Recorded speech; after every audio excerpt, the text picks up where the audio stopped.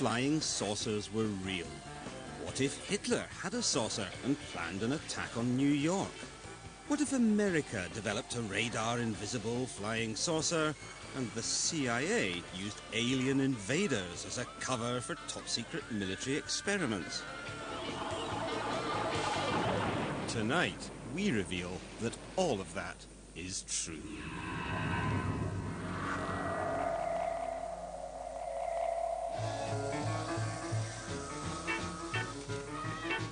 For 50 years, the world has been flying saucer crazy. We've seen so many that more British people now believe in aliens than in God. There were flying saucers everywhere. It's just imagination, but I saw them just... The truth is rather more complex. Flying saucers do exist, but they don't come from outer space. They come from Earth and the darkest recesses of military research.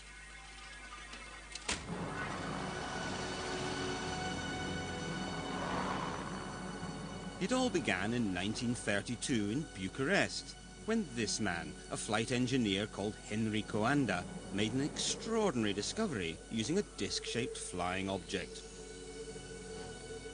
One of the first people to see Coanda's experiments was then a 20-year-old aeronautical student called Radu Manikatide. The saucer rose to the ceiling and remained there.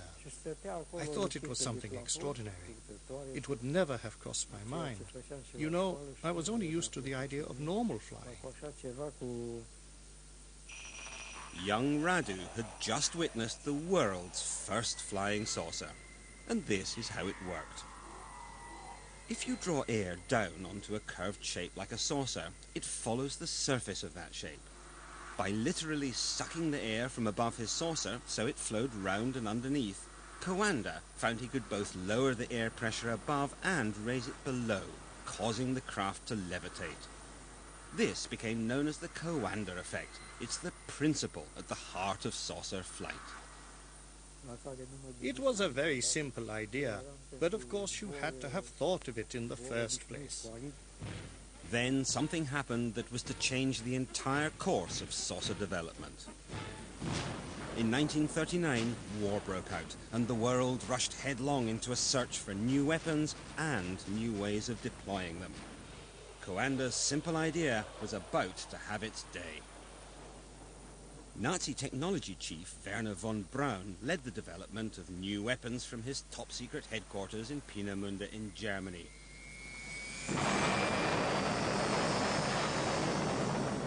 Here, he developed state-of-the-art weapons of terror, like the V-2 rocket. This was really the central location from which all projects were run for quite a long time.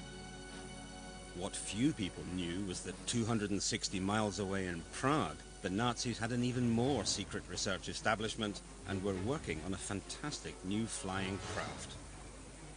And the firm at the heart of these frightening new developments?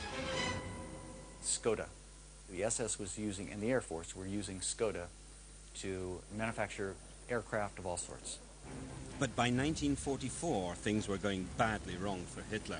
He needed to reassure his allies, chief amongst them Italian dictator Benito Mussolini. Hitler told Mussolini he had spectacular new aircraft that could change the course of the war. He called them his Wunderweapon. In July 1944, Hitler invited Mussolini to Germany with his chief advisor on weapons technology, Luigi Remersa. Later, Remersa was taken to the top-secret Skoda base where the new aircraft was being developed.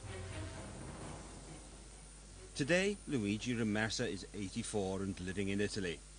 He has agreed to describe what he saw that day. Yes, I saw it. For me, it was something exceptional. Round with the central cockpit made in plexiglass, and with jets all around it that made up the beams of propulsion. Luigi Remersa had seen the world's first production flying saucer, and it was a Skoda. Well, you see the pilot drawn in the cockpit. The pilot would drive the disc standing up. This is one of the men who actually helped create that flying saucer. His name, Andreas Epp. Epp had invented a disc-shaped flying gunnery target and sent the prototype to the Luftwaffe High Command, suggesting it could be adapted for manned flight.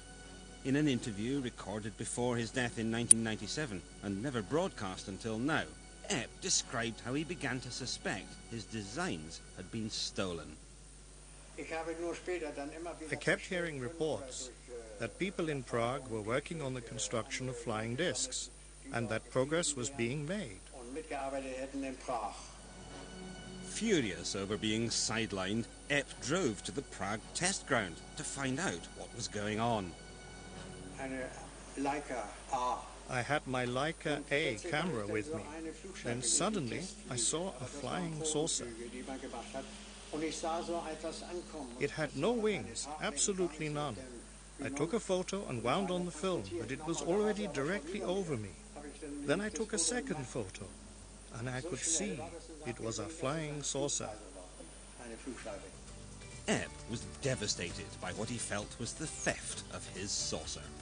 My flying saucer, where can you be? Since that sad night that you sailed away from me.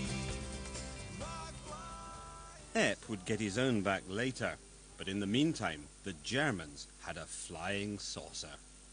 It actually flew and flew pretty well. This is what the German saucer looked like. It was based on the flying saucer principle, the effect discovered by Henry Coanda, whereby the ship created an area of low pressure above it and literally sucked itself into the air. But it combined this with other new technologies, such as the helicopter and the jet engine. It was fast, versatile, and could potentially carry a heavy payload of bombs underneath. But perhaps most important in a country which had lost so many runways to Allied bombing, it could take off vertically. These saucers worked in one sense almost like a helicopter in that they had rotating vanes. The vanes would rotate underneath the saucer and were powered by a jet, the same jet that moved the saucer forward, would be directed up to spinning these vanes to give it lift. They were to be used as a bomber. Every machine built in those years was a war weapon. They were to be used as a response to the Allies in what was to be the final battle of the Third Reich. According to Remercer, an increasingly desperate and deluded Hitler plotted to use his secret new weapons in a devastating attack on New York.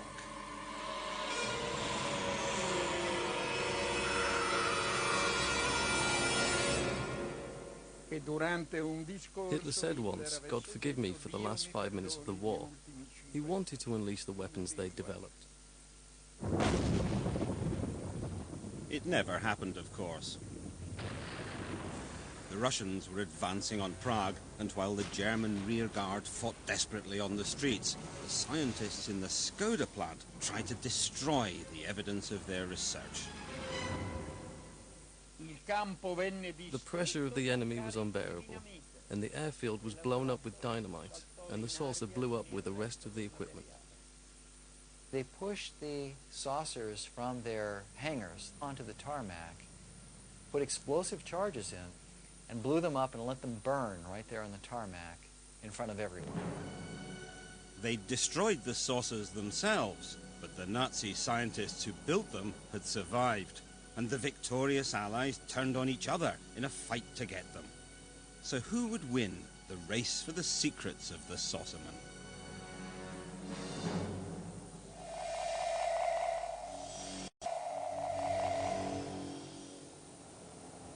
In 1947, pilot Kenneth Arnold was flying over mountains in Washington state when he saw 9 objects shooting across the sky at incredible speeds.